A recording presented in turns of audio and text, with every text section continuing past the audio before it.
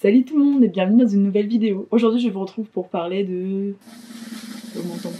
film. Et oui, si vous ne le saviez pas, je suis une grande fan de films, de cinéma, de tout ce qui touche au cinéma. Et donc aujourd'hui j'avais envie d'en parler d'un peu plus près, mais sur un thème spécifique. J'avais justement envie de parler des films dont tout le monde parle. Ces films cultes, connus, que tout le monde te recommande, que tout le monde te dit d'aller voir, dont tous les étudiants en cinéma raffolent, dont les profs recommandent aussi. En bref, des films cultes, mais qui sont parfois surcotés. Donc pour cette vidéo, j'ai choisi la décennie des années 1990, mais après, je pense que je referai d'autres vidéos sur d'autres décennies parce qu'il y a tellement de films à voir, à aborder, à parler sur tant d'années différentes que franchement je pense que c'est un sujet assez inépuisable. Ce que j'aime aussi en plus quand on se concentre sur telle époque, telle décennie et tel contexte, c'est que bien sûr c'est des œuvres artistiques, mais les films c'est aussi souvent le reflet d'une société ou d'une critique de la société à cette époque-là, et du coup c'est d'autant plus intéressant d'étudier le film dans son contexte et dans sa date. Alors je vous rassure, je ne vais pas faire des analyses détaillées, je vais juste présenter 4 ou 5 films, le synopsis et ce que j'en ai pensé, mais après libre à vous d'aller chercher sur internet c'est quoi les réelles significations, qu'est-ce qu'il y a, les analyses profondes, tout ça, parce qu'il y a plein des fois de messages cachés ou de double sens, ou après c'est l'art quoi, c'est libre interprétation à vous, et je suis en train de m'égarer donc on va revenir au sujet principal. C'est parti pour les 5 films.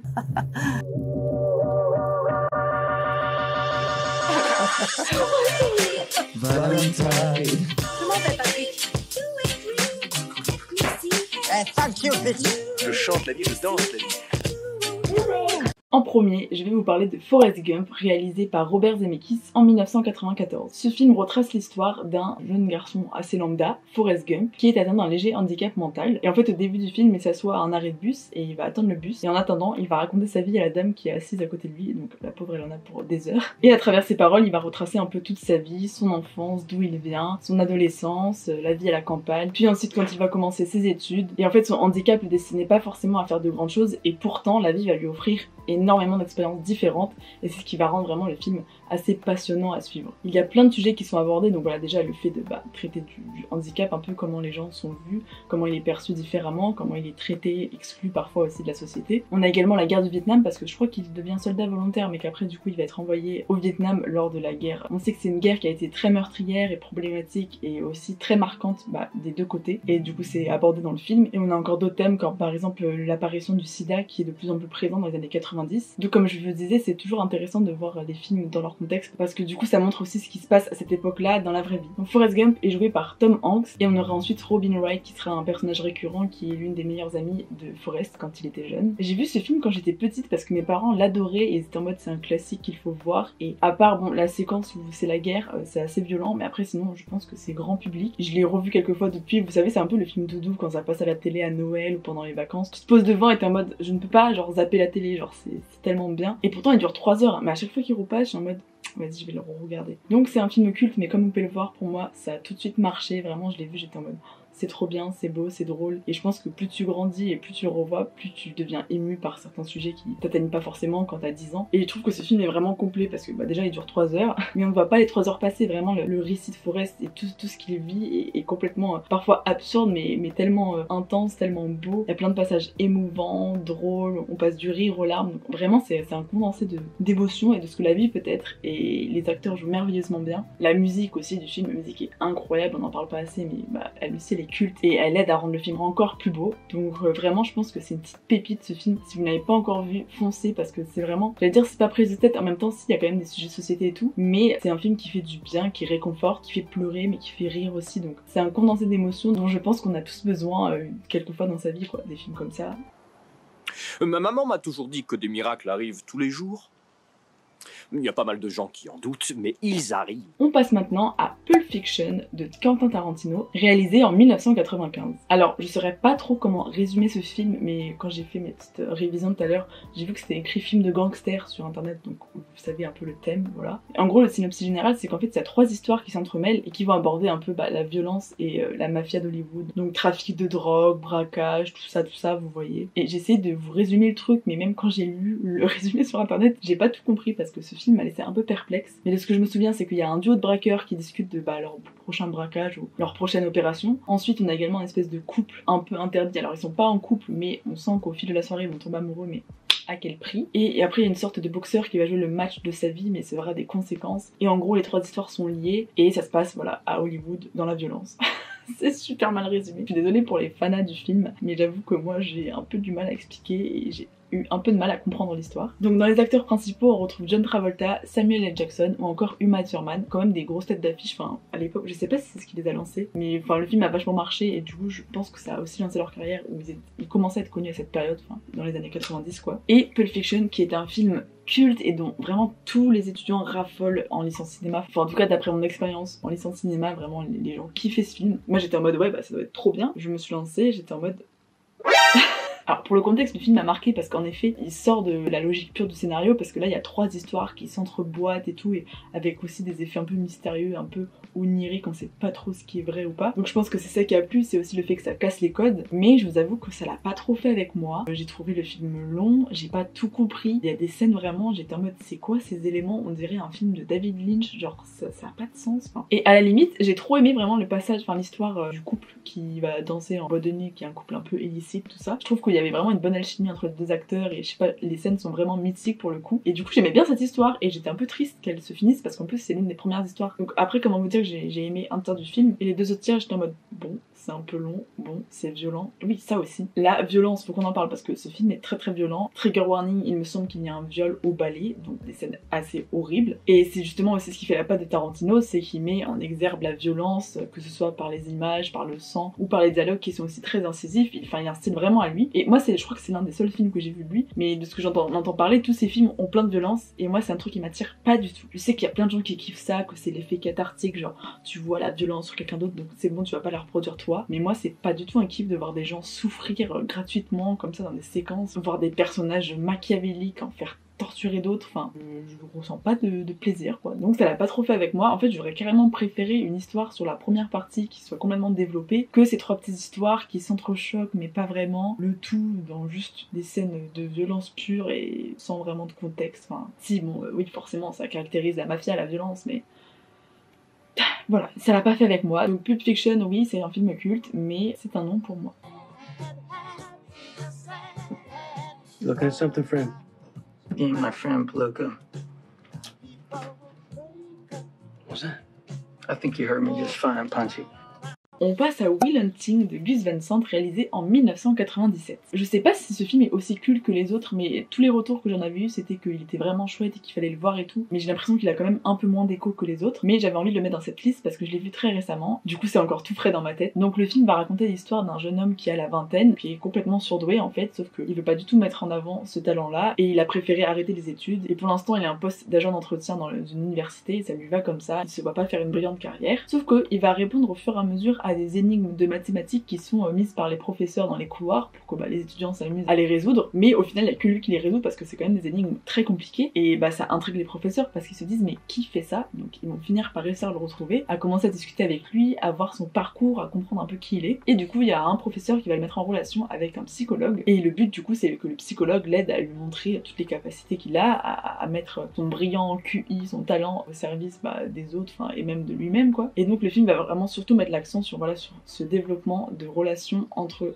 le psychologue et le jeune étudiant et le développement des personnages aussi parce qu'au fur et à mesure le travail de la thérapie va commencer à porter ses fruits, à faire effet, même si ça peut parfois faire du mal, même s'ils vont parfois s'engueuler, on va avoir une remise en question qui est essentielle dans ce genre de moment. Donc le jeune homme est joué par Matt Damon et je crois que c'est l'un de ses premiers rôles à cette époque, et d'ailleurs c'est lui et Ben Affleck qui ont écrit le scénario. Donc vraiment je suis en mode mais les gars déjà ils jouent super bien et ils sont trop talentueux, leur niveau écriture, surtout à un âge aussi jeune quoi. Et le psychologue est joué par notre défunt Robin Williams et personnellement ça l'a trop fait avec moi, j'ai adoré l'histoire, l'intrigue, les personnages, le développement des personnages qui est très bien fait, le scénario parce que je trouve que c'est vraiment un peu la crise existentielle des jeunes de cette époque, de se dire qu'est-ce que je fais de ma vie, que j'ai vraiment du talent, c'est ces remises en question, aussi la fréquentation des gens avec qui tu traînes. Les gens avec qui tu traînes peuvent tellement dépendre de ton avenir aussi parce que t'as des gens qui t'encouragent ou qui te disent oui t'as ce talent mais mets ton don au profit de ça, tu vas peut-être tout faire pour, alors que si t'as personne qui t'encourage ou que tu restes dans ton cercle de confort et que t'es en mode voilà j'ai un boulot, je gagne ma vie mais voilà je suis pas plus épanouie que ça,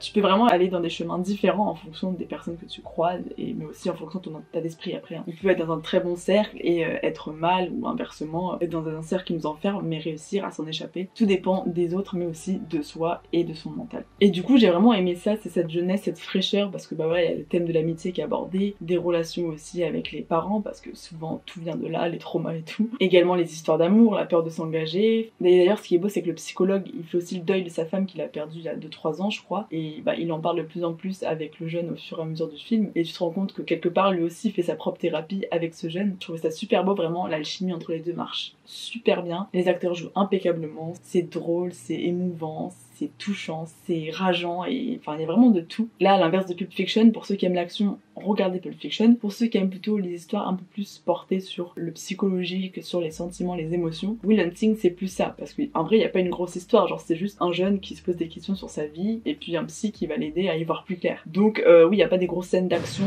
avec des flingues et tout, non, rien de tout cela, mais moi c'est le genre de film qui me touche plus. J'ai vraiment adoré, et j'ai trouvé vraiment le scénario, l'histoire super touchante. Il y a de très beaux passages, de très belles scènes, donc je ne peux que vous le recommander si vous avez envie d'un film plein de douceur. And you don't regret meeting your wife? Why? Because the pain I feel now? Oh, I got regrets, Will, but I don't regret a single day I spent with her.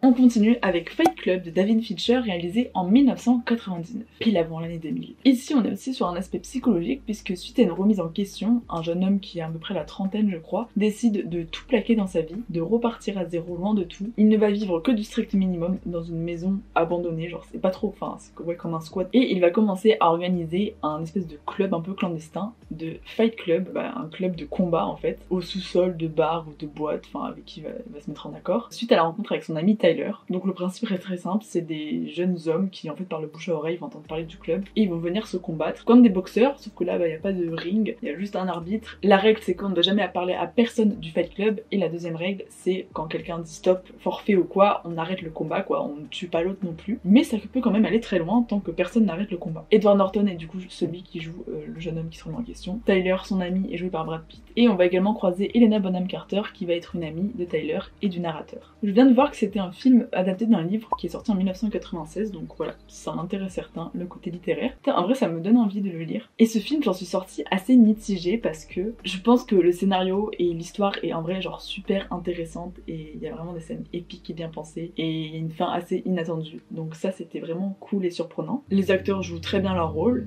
mais c'est vrai que j'ai été assez mitigée du point de vue des Fight Club en fait. Tout l'intérieur du film, parce que même si derrière il y a un beau message en mode la société consumériste tout ça, et le jeune homme remet un peu tout en question et se détache de cette société là dont j'aimerais parfois me détacher, mais genre c'est trop compliqué, et donc je pense qu'en vrai il y a vraiment une analyse profonde à faire derrière, et il y a plein de trucs cachés. Je pense que peut-être qu'en le revoyant je comprendrais mieux d'autres choses, mais du côté du coup du Fight Club en lui-même, il y a énormément de violence gratuite pour rien, et moi encore une fois c'est pas ce qui m'attire, c'est pas ce qui me plaît personnellement. Donc voir des hommes se taper jusqu'à 100 parce que ils se déchaînent de leur journée, bon, tant qu'à faire, prends ta Xbox, joue à Call of Duty, ça revient au même, enfin je sais pas. Mais ouais, j'ai eu un peu de mal avec ça, je trouvais pas trop l'intérêt du truc. Il se passe pas grand chose en fait, à part le fait qu'il est de plus en plus aliéné par ces Fight Club et par le fait d'être isolé et de s'éloigner de tout le monde. Donc oui, il y a un développement du personnage et de l'intrigue, mais il y a pas non plus énormément d'action. Si c'était l'action de se frapper de temps en temps avec d'autres hommes, c'est super caricatural ce que je dis, hein, mais je sais pas, il m'a manqué des éléments en fait. Genre le film en soi est pas mauvais, il y a vraiment de bonnes idées, il y a un bon scénario, les personnages sont super intéressants, mais il me manque un truc pour me dire vraiment ah ouais il est trop bien, tu vois. Je pense quand même que c'est un film culte à voir et je le mets au-dessus de Pulp Fiction, mais c'est pas non plus the gros film des années 90 que je trouve génial quoi. Donc j'aimerais bien savoir vos avis en commentaire, dites-moi. Encore une fois peut-être c'est parce que j'aime pas trop les gens qui se tapent et du coup j'ai pas pris plaisir, alors que plein d'autres gens ont kiffé voir ces fights de boxe. Je sais pas. Et big up à la chanson de la fin que j'aime trop, et j'étais en mode oh, mais je savais pas qu'elle est dans ce film, et du coup c'est trop bien, ça fait un peu la surprise, mais je ne vous en dis pas plus. What do you want me to do? You just want me to hit you? Come on, do me this one favor. Why? Why? I don't know why. I don't know. Never been in a fight. You? No, but that's a good thing. No, it is not. How much can you know about yourself? You've never been in a fight. Donc on va finir avec The Truman Show de Peter Weir, réalisé en 1998. Alors The Truman Show, c'est l'histoire de Truman qui mène une vie plutôt calme et paisible dans une banlieue à Seahaven, banlieue balnéaire plutôt stable, tout est beau, c'est un peu genre comme Desperate Housewives, vous voyez, les beaux quartiers. Il est en couple avec sa femme depuis pas mal d'années, je crois qu'ils sont mariés. Tout va bien dans sa vie, il n'y a vraiment aucun souci. Sauf qu'en fait, est-ce que c'est vraiment sa vie? Je ne sais plus à quel moment ça se passe, mais je pense pas que je vous spoil parce que je crois que c'est au début du film. Mais en fait, il va très vite se rendre compte que sa vie est filmée et retransmise à la télé dans le foyer de tous ses voisins, de tous les gens qu'il croise. Et en fait, sa vie est un feuilleton pour toutes les autres personnes autour de lui. Donc je sais pas si vous imaginez l'ampleur du truc. Moi, je pense que psychologiquement, tu deviens fou en fait. C'est-à-dire que genre, tous tes amis, toute ta famille, tes parents, tes grands-parents, ta copine, ton copain, enfin tout le monde joue un rôle et tout le monde est un acteur, tout le monde a ses dialogues, sa scène à dire tous les jours quand il le croise. Donc Truman va commencer à vouloir en sortir parce que c'est un peu comme une prison finalement, enfin il est pas du tout libre de ses gestes et il va tenter de sortir de cette ville même si c'est très compliqué parce que vous savez, je sais pas si vous avez la référence, mais par exemple dans les vieux jeux de moto, quand on avait les plaines et qu'on allait au bout de la map, on se faisait renvoyer au milieu parce que à un moment le créateur il a pas fait une carte à l'infini donc le monde s'arrête. Et du coup pour Truman c'est un peu pareil, enfin en fait il habite dans une ville sauf qu'il peut pas s'en échapper. Et pareil j'ai vu ce film, je l'ai pas vu tant de fois que ça et en plus la première fois que je l'ai vu j'étais petite parce que mon père adore Jim Carrey et du coup il m'a fait voir un peu plein de films de lui et je comprends parce que Jim Carrey c'est vraiment un excellent acteur. Après faut aimer son style qui est très expressif, très dans le personnage, le visage aussi, mais moi j'adore. Justement il intériorise pas forcément et c'est ça qui est beau aussi parce qu'il exprime tout et ça marche super bien. Donc je l'ai vu genre je crois que j'avais 9-10 ans et forcément il y a des trucs que j'ai pas compris à premier abord. Quand j'ai vu la première fois j'étais en mode oh c'est cool et tout mais j'ai pas trop réfléchi au second sens, à ce qui était caché derrière et je trouve que le film prend d'autant plus d'ampleur aujourd'hui avec l'explosion des réseaux sociaux, des nouvelles technologies où on filme constamment tout, où on suit la vie d'inconnus, la télé-réalité, tout ça, enfin et il a été fait en 99 donc à l'époque tout ça n'existait pas donc c'était un peu visionnaire comme vision parce qu'on s'en moque, on se dit oui c'est l'extrême et tout mais quelque part c'est un peu ce que nous aussi on vit, enfin au travers d'autres gens et inversement, vous voyez ce que je veux dire. Et qui sait, ça se trouve on est filmé à notre insu, on ne sait pas, genre moi des fois quand j'étais petite je me disais imagine l'atmosphère, c'est une caméra géante et on nous regarde dans une autre galaxie. You get the idea. Mais moi j'espère, en vrai, j'espère, je sais pas, non c'est horrible, je me dis pas sur Terre, mais j'espère que notre vie est filmée et que des gens se divertissent parce que je vous jure, il y a des scènes de notre vie, on a tous vécu déjà un truc qui méritait d'être filmé parce que c'était tellement drôle, c'était tellement loufoque ou épique qu'on espère que des gens aient vu ce spectacle, on espère que d'autres gens que nous-mêmes ont vu ce spectacle. Ou alors il y a que moi qui ai une vie what the fuck des fois, non? Bon, j'espère pas. Mais bref, pour revenir au film, je le trouve vraiment excellent, je comprends qu'il ait tous ses avis positifs parce qu'il y a vraiment une belle critique qui est faite derrière et le film est aussi bien mené, bien construit. Il y a une très belle esthétique et de très beaux passages portés par le magnifique acteur qui est Jim Carrey. C'est pas un film triste ni violent, au contraire ça fait beaucoup rire et sourire des fois et en même temps c'est des fois du rire jaune parce que ça implique quand même une réflexion derrière et j'aime beaucoup ce genre de film voilà, qui te mettent pas en bad complet mais quand même qui te font te poser des questions après l'avoir visionné. Ça pourrait être un peu un épisode de Black Mirror mais en beaucoup plus coloré et positif quand même. Donc voilà, si ce n'est pas encore fait, si cette thématique vous intéresse, allez le voir parce que je pense que vous ne serez pas déçus. Et pareil, encore une fois, j'ai l'impression de le dire à chaque film mais parce que c'est quand même des films cultes, mais la scène de fin est aussi mythique. Mais je n'en dis pas plus.